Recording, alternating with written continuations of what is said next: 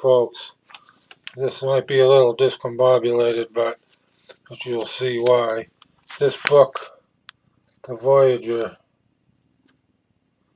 it's copyright 1994, and I want to show the picture. Of course, this is not how she looks now, and I think it's Diana Gabaldon.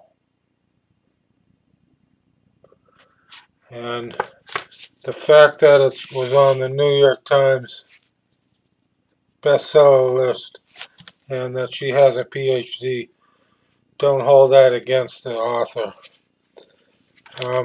This is a different kind of book than I usually review. It's really romance. It's a time travel romance. It's kind of 1968-ish, but then going back to the 1700s. And I want to show, it's a thick book. Okay, that's really how it looks. It's over 1,000 pages, and I hadn't read it before. And when I read it presently, in the current age, I read about a quarter of it, and then several weeks later I finished the rest of it. Being a romance, I'm not one much for romantic novels, but the time travel part got me interested. And one of the protagonists, there's the woman from sort of the current age, and the man back a couple hundred years. He's a Highlander, and he gets into scrapes and battles with the English of the 1700s. This is generally or always pre-America, at least on the earlier time. It's kind of split, and the two times are parallel, so the time goes by equally, and there's a gate to travel with difficulty back and forth, but the time seems to pass in equal increments in the two ages.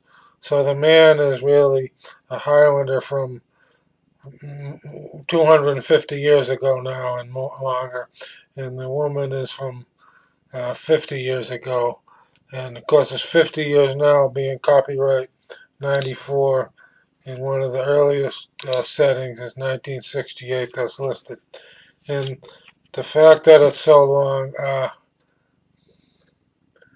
that's one reason I tended to lose a little interest. That's just me, because it was a romance novel. But there were interesting little snippets and settings that happened with the woman ended up staying in a whorehouse and long ago, and the interactions that occur there. She's apparently a lady, but mistaken at one time for one of the casual workers. So those kind of things added to it. The food and such, a little bit of that is talked about. A treasure chest that's talked about. France, of course, I like French writings. I don't know what's happening now with, if you don't like the English in terms of what happened with the Highlanders and the Scottish history. And I'm referring to that because I've read more than one Scottish historical novel, and you might be familiar with some of the more famous movies depicting Scotland. The UK is made up of four parts, for those who don't know. It's Scotland, part of Ireland, England, and Wales. So these people are not always happy with being brought together under one king. There was a king back in the 1700s. Scotland in the last couple of years had a referendum. They apparently failed to decide to break away. I don't know if that was accurate. But I was going to say, if you don't like English, the country seems now to be overrun by apparent immigrants that don't really seem to be immigrants. And just today someone was talking about London, less than half the city is the indigenous white English type of people. And they're making laws in the EU. You can't even talk about what's going on. But this is kind of disturbing. The setting right now, today on a Friday, is in the United States. DACA rhymes with something with a C, but apparently Trump is giving into that, but then the Democrats aren't even going to take that. It looks like, I don't know, but I think in any country in the world, the people, the actual people born there, grown up there, uh, families fighting for the countries, paying taxes their whole life. When you spread the country around and make it so most of the resources are going outside the country, it's a recipe for disaster and destruction of that culture and society. That's my opinion.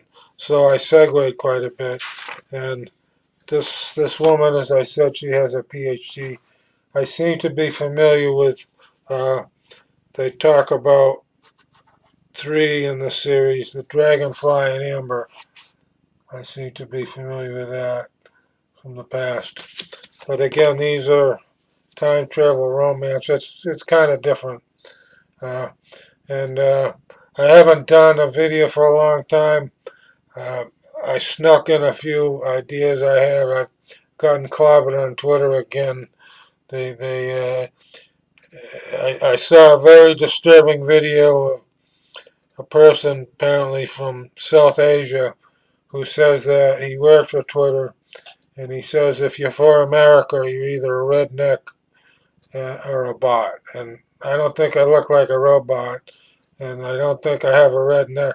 If you look, these are reading glasses. These are 25 years old. These are not my premier glasses, but they've been repaired. But you could call me a repair glass person, but you can't call me a bot or a redneck, I don't think.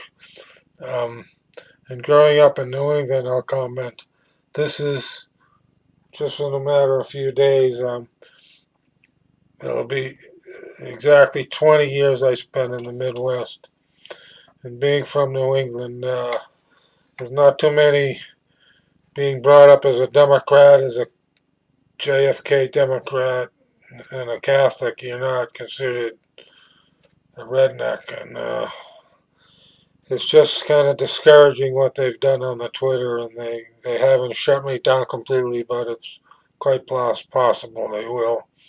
And they've suspended me a number of times for no reason that makes any sense.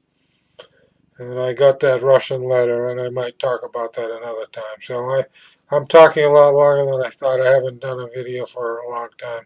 I've left a couple of comments on uh, YouTube. I don't do YouNow anymore. Instagram and Tumblr, very little.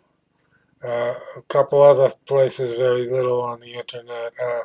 Mostly children are not doing too much. You just can't say too much, you get shut down. So be careful out there, folks.